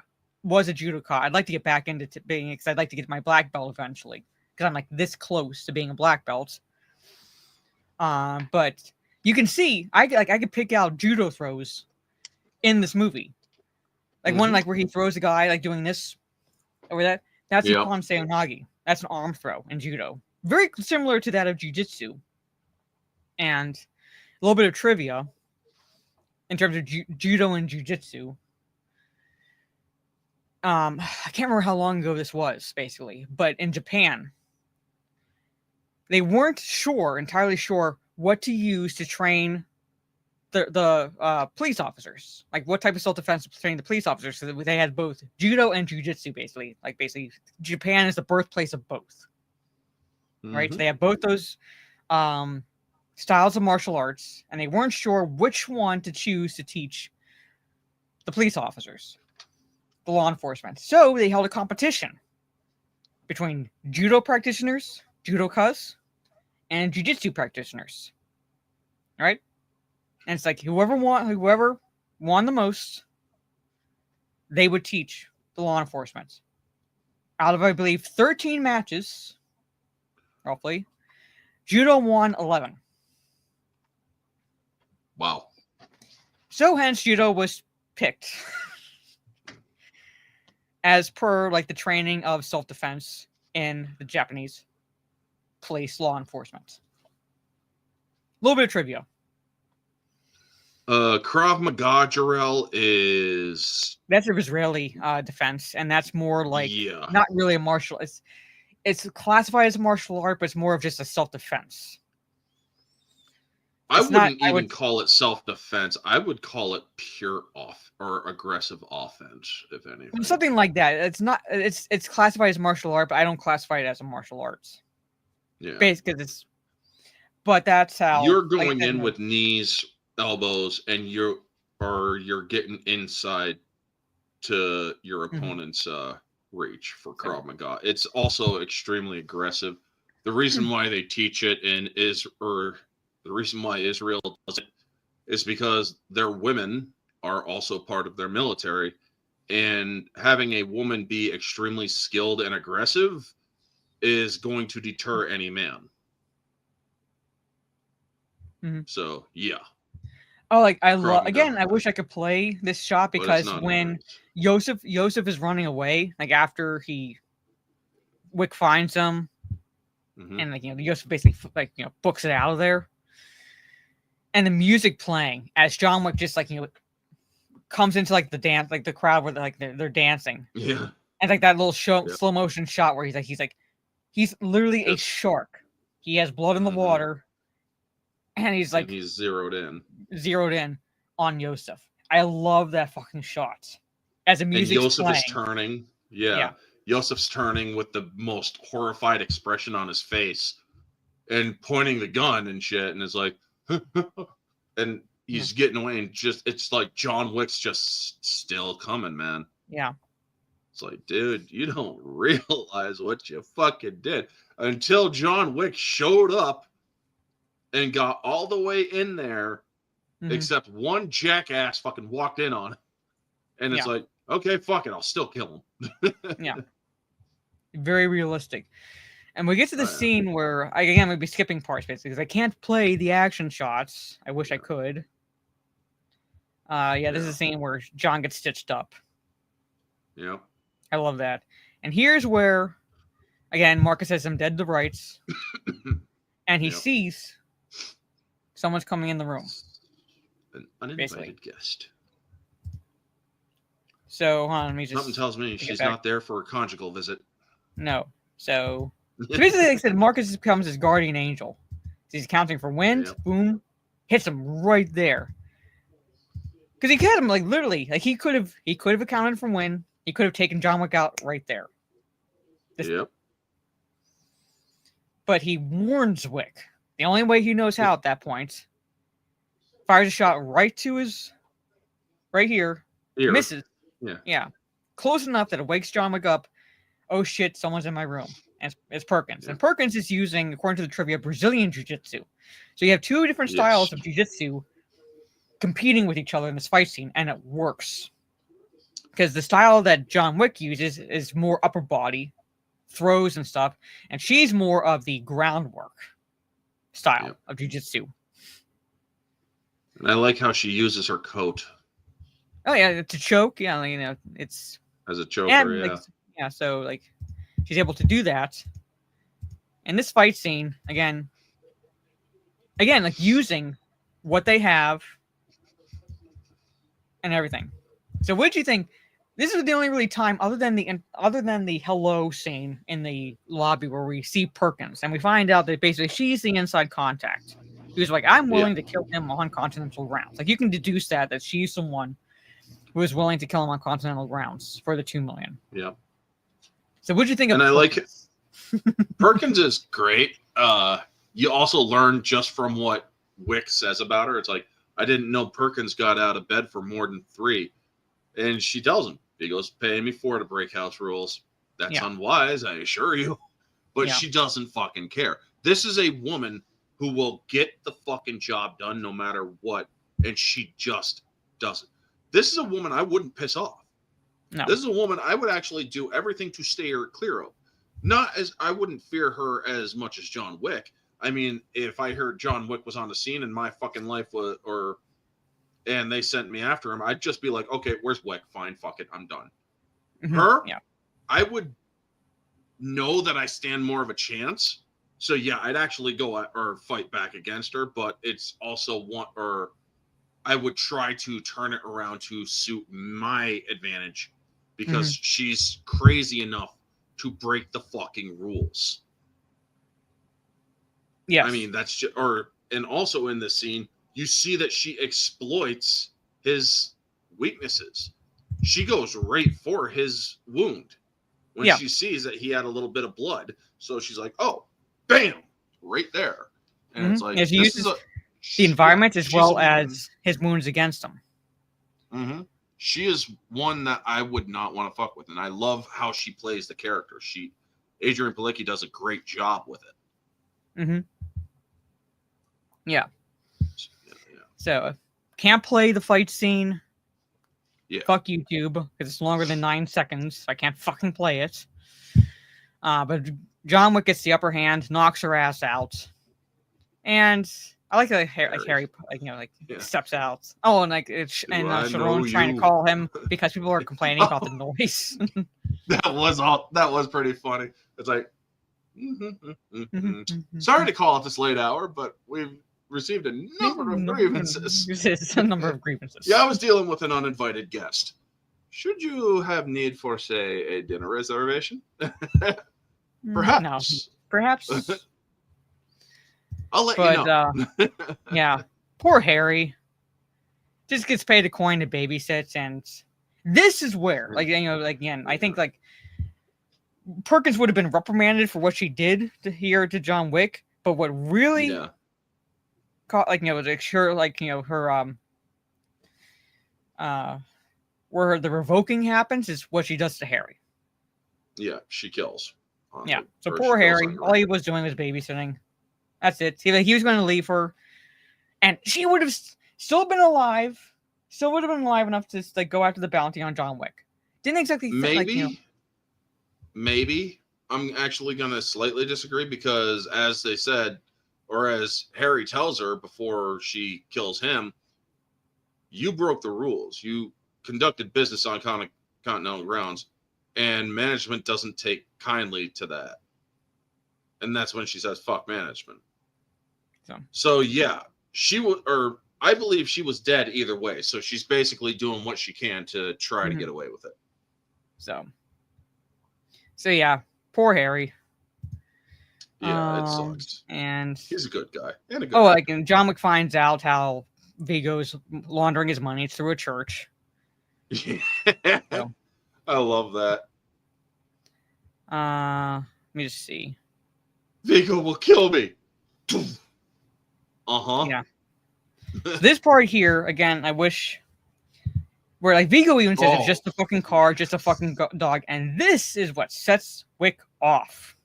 This is award worthy. This shit was fucking award worthy. Yeah. This performance right here. This Like, like I again, like received he some- goes through literally goes through like the 5 stages of grief in this movie, and right here, straight up anger. Straight up fucking anger. When Vigo says that, what that just sets Yeah. Wick off. Because he tells him, he's like, when that dog showed up, I was a gift from my wife. I received some small semblance of hope, an opportunity to grieve on alone. Yes. And your son took that from me, stole that from me, killed that from me. I mean, it's People keep asking if don't- I'm back. Yeah, Yeah. I'm thinking I'm back. Yeah. And I love that. It's like, so you can either hand me your son or you can die screaming alongside him. Yes. I mean, this is, or he brought out Baba Yaga at that point. Mhm. This is John Wick no longer fucking caring. Yes. He's now back. And it's like, you want me in this? Fine. You better fucking kill me here. And what do they do? Yeah. They do the dumbest thing ever. They try to kill him slowly. Yeah. And again, you can die screaming alongside him. And what happens here? Marcus saves him again. Yep. And he's able to shoot through fucking stained glass, folks. Yeah. And know where to shoot. That's talent. Yes. Because no sniper's making that shot through I stained think Vigo glass. wanted him to suffer. He didn't want it to be quick and painless, so suffocation would have had John Wick suffering for a while. Because John Wick is going Sure. after his son. So I would say like that's probably Vigo's motivation. No quick and painless death, slow and painful. But again, not the smartest thing. No. Because So- it gives him an opportunity to fight back. Yes, which he does. Takes Mhm. out the men around until he gets like basically like shoots because like Vigo's like is trying to, if I can't play the scene, Yeah. trying to hightail it out of there. John Wick shoots the driver, and even Vigo's like, "Cool it." Yeah, that bit there, man. That shotgun. Holy shit, man. Yeah. He blows the dude full fucking away. So and Vigo's in the passenger seat, and you hear him go, "Cool it," like like this, hands Okay, up, cool it. Cool I love that.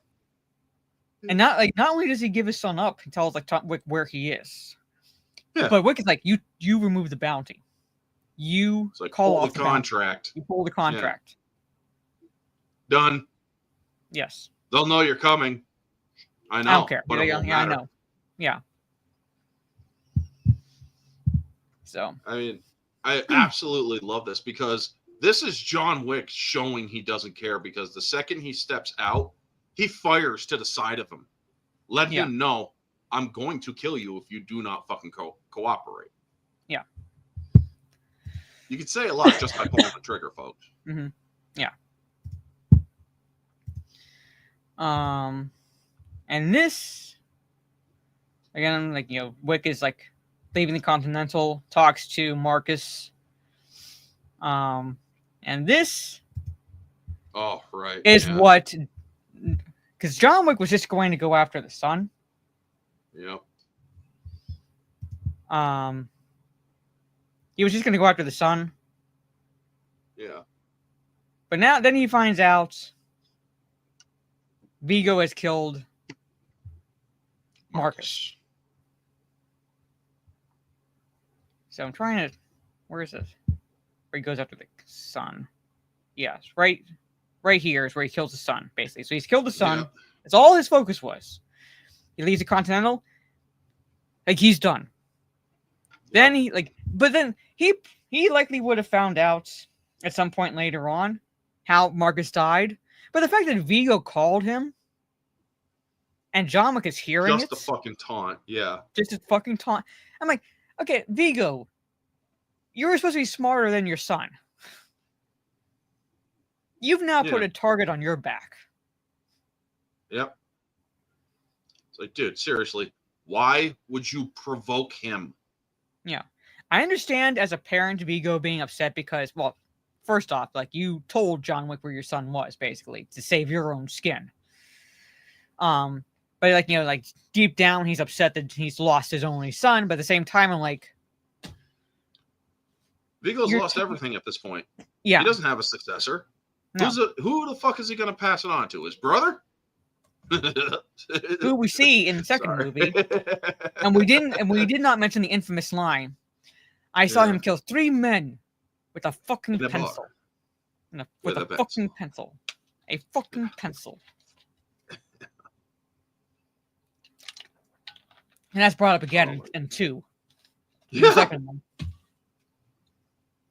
But yeah, this. Oh and my then, god! You know, man. like basically that's a sociopath. Like basically deep down, Vigo's a sociopath. He loves his son, but he really cannot feel any type of emotion, like true emotion. He had a choice to make. Gigawatt. He was given the ultimate ultimatum that no parent should, or that all parents never want to have to make. It's either you lose absolutely everything, or you can lose your son. Mm-hmm. Basically, God versus Abraham. Except you will either give up your son or you give up everything. There is no choice. And I'm not going to spare you if you choose your son. Mm-hmm. So. It's the God versus Abraham conundrum. And, well, he chose he chose to sacrifice his kid. Because at least he can still fight back to a degree. If he hadn't, he would have died. It's that simple. He loved his own life more. Yeah. And I'd say Trace's and his pride kill him. I would agree with that to an extent also. Yep. And it's like, you know, he taunted Wick. And I'm like, well, yeah, now you've just signed your own death warrant. Because now John Wick would have left. Like, he's in his car. He's driving away. He is going to basically, he's done with his business. You know, there's nothing more for him to do. Yep. The son was his target. He's done. Now he has a new target. Because Vigo has taken something else from Wick's life. Mm-hmm. A good friend. Why? Because the friend decided I'm not going to kill my best friend. I'm going to help him. Yep. That's it. And while this is happening, Miss Perkins gets a call. Yeah. I love how that is handled. Ms. Perkins. Yeah. Your membership to the Continental has been by thine own hand revoked. So this is a scene, basically. Yeah. Where she's 4 men, Miss Perkins. I love Ian McShane. He just walks out, says that line, and then the 4 men go boom. Like all shoot. Hands a fucking coin off to Charlie. Charlie comes in, tips his hat. His cleaning crew comes hands him a coin, and it's like, okay, let's get to it. Yeah. Yeah. And I love that. They don't even fucking waste a second. The second he starts walking away, they raise their pistols and just pull the trigger. Yeah. And so Wick goes after Vigo because, Winston is the one who calls Wick.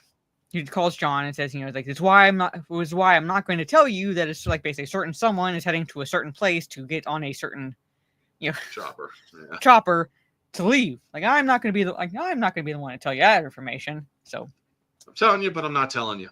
Yeah. Essentially, coded speak. In this scene, I would love to play this the chase because Vigo is laughing. When Wick rams the car, I love Vigo's reaction. He's laughing. He's like, "Oh, he got a good one there." He's actually getting a kick out of this. And then meanwhile, the lawyer mayhem there. The lawyer's Anybody panicking. got a gun? Yeah. I need a gun. Somebody give me a gun. I need a gun. And Vigo, dude, shut up. Hold on, I'm just he gives him a gun. Here on. Yeah, right here. Yeah. Or no, different. No, it's a little ways. Yeah, right here. Right here. And after the lawyer takes the gun, he calls like Russian cocksucker. Yeah, right. In the car. It's like Russian cocksucker. Damn it! Should have killed him then. Yeah.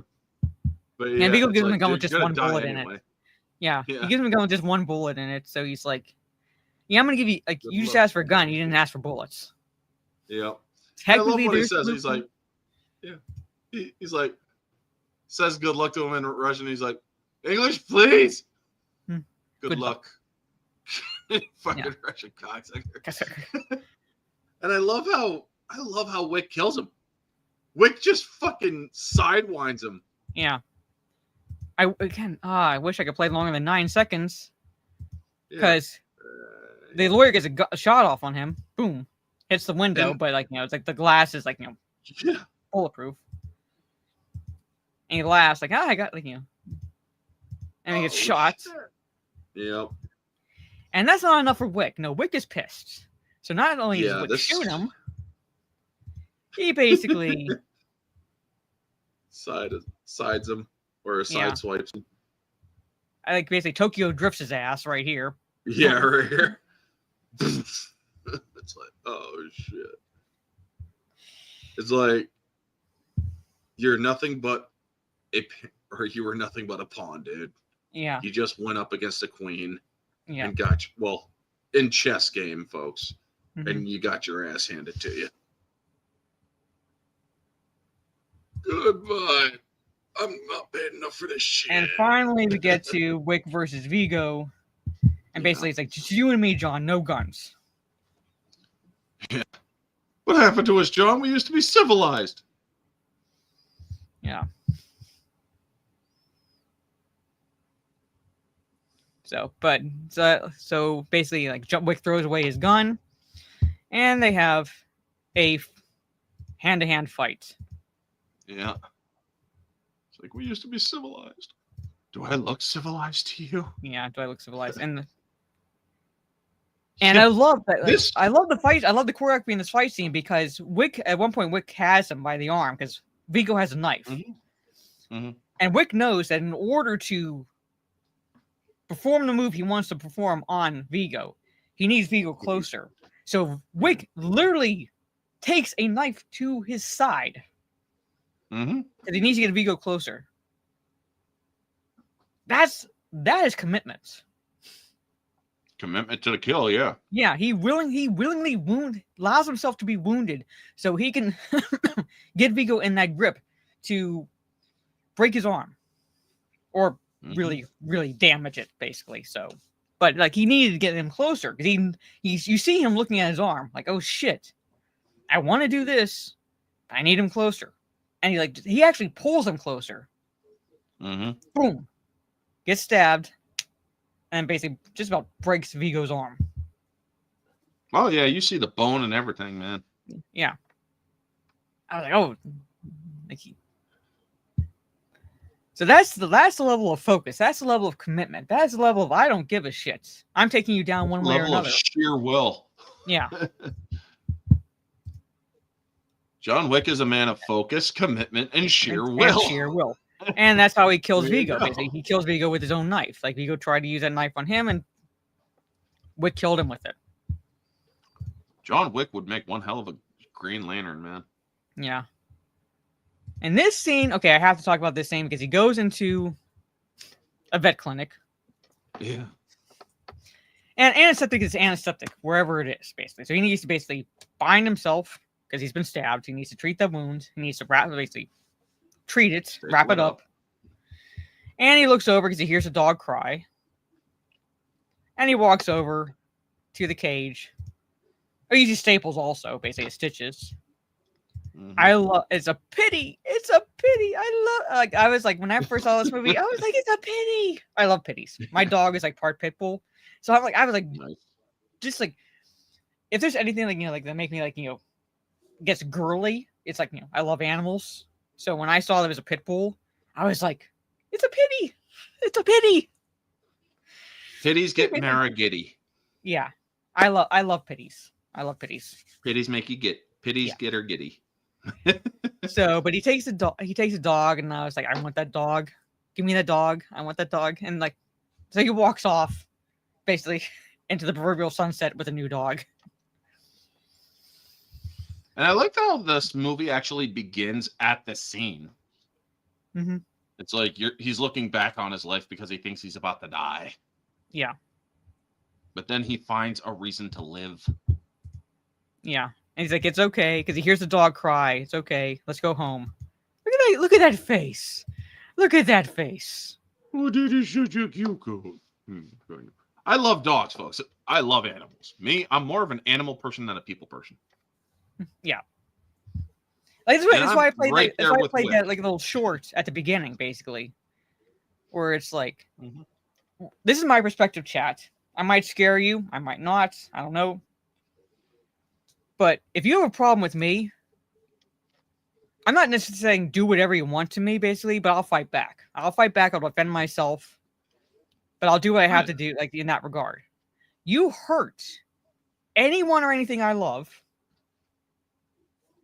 all right, to get to me in particular. But if you do that, I will be judged by 12 before I get carried by 6. I will end you. Mm-hmm. I told that to one of my friends in Texas. Like, you do whatever you want to me, but if you go after anyone I care about or anything I care about, I will end you. I don't care if I know you or not. I will end you. I was and I scared the shit out of her when I said that. And this girl, I call her girl, like, you know, she's a woman. She worked as a women's guard, like, in a women's prison. She worked as a guard in a women's prison, and she was like, people thought she was a badass. She was like, they should be scared of you. Yeah. And I told her that flat out, like, I will end the person. Mm-hmm. I was at a celebration of life for one of my uncles, and one of his kids, who was 16. My oldest brother came with his 2 kids, and at that time, my niece was only a few months old, and he's like, "What if I took your niece?" And my cousin said this. He's like, "What if I took your niece and just put her over on a park bench over there?" I'm like, "How fast can you run?" Because I'll tell you right now, it's not fast enough. Because if you outrun me, you're going to have to outrun him. Then you're going to have to outrun his or our other brother. And by the way, one of us will be in a vehicle coming after you.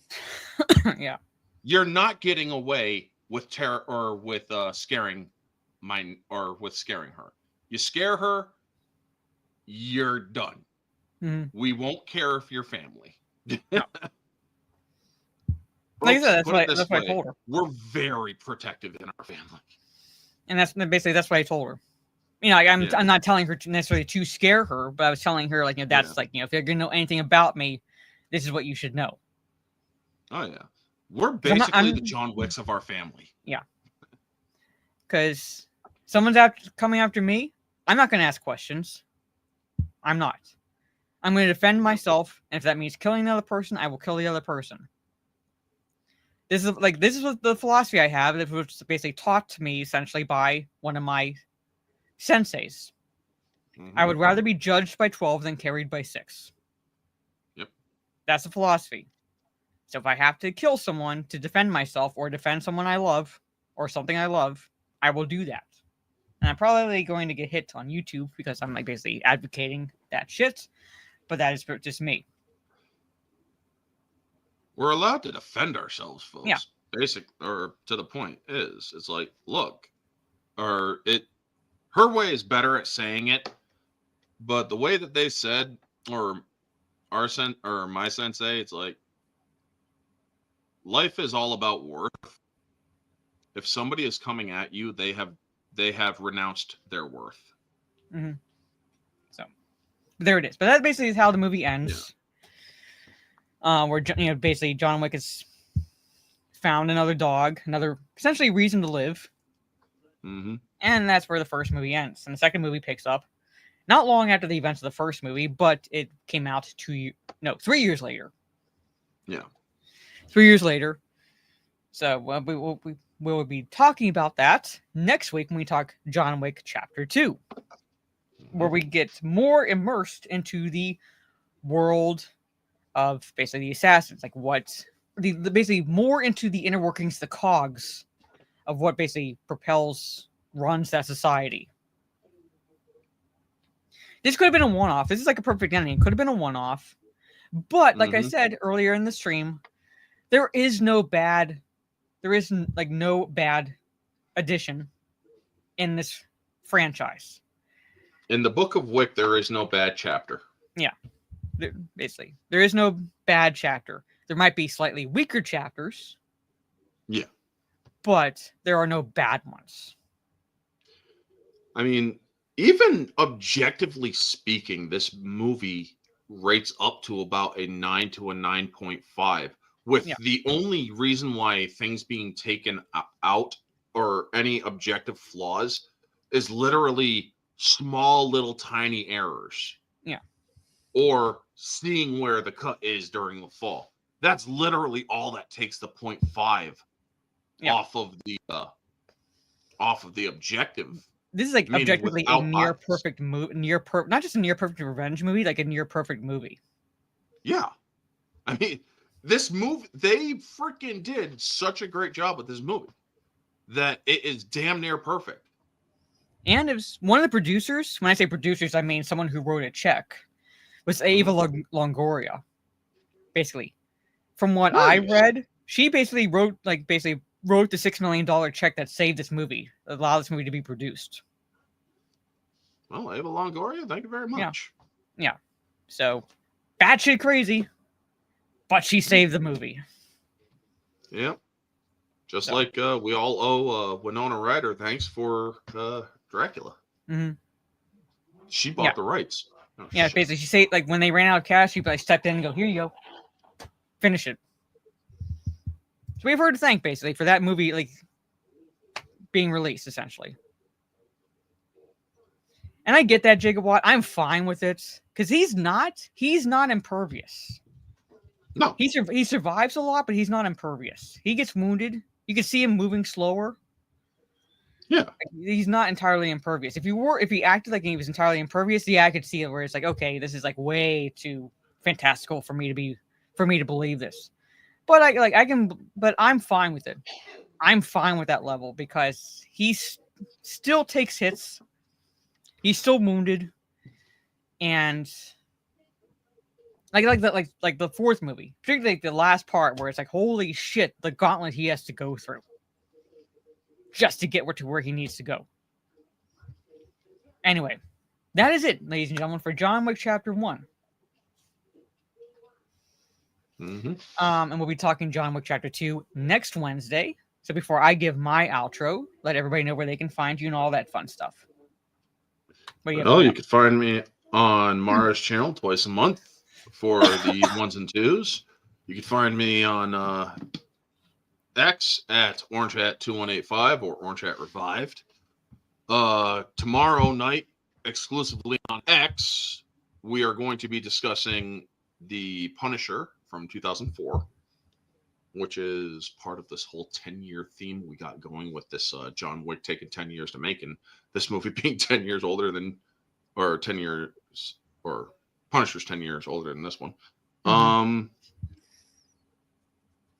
Let's see here. Friday is Orange Hat Uncensored. Sunday is the weekly recap with a discussion of Tombstone. And then Tuesday we'll finish off my monthly theme of video game or favorite video game stories, where I'm going to be discussing Star Wars: The Old Republic. I just got done doing Assassin's Creed, the Life of Desmond Miles, the Desmond Miles storylines. Yeah, and then I'm going to be coming up or returning to Mara's next Wednesday for John Wick Chapter 2. And then we're going to be doing Law Abiding Citizen next Sunday. Also, Tuesday night is the Barroom Podcast on Society Reviews channel. All right.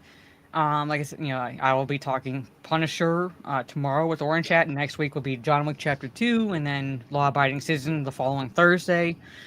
Friday, plan to do a gaming stream. Don't know what exactly I'll be playing, but I plan to do a gaming stream Friday evening because Saturday I cannot stream at all. I'll be babysitting my niece for a good chunk of the day. So I'll be leaving here about 3 p.m. my time, and I'm not sure when I'll be getting back.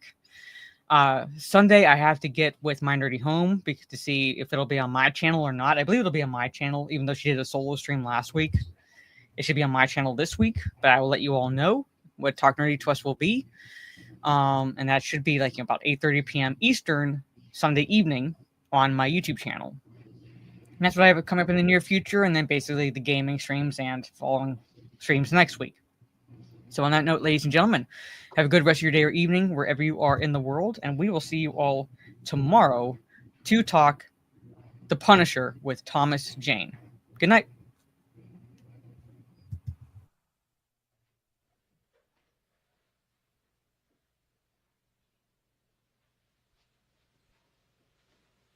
You're still here? It's over. Go home.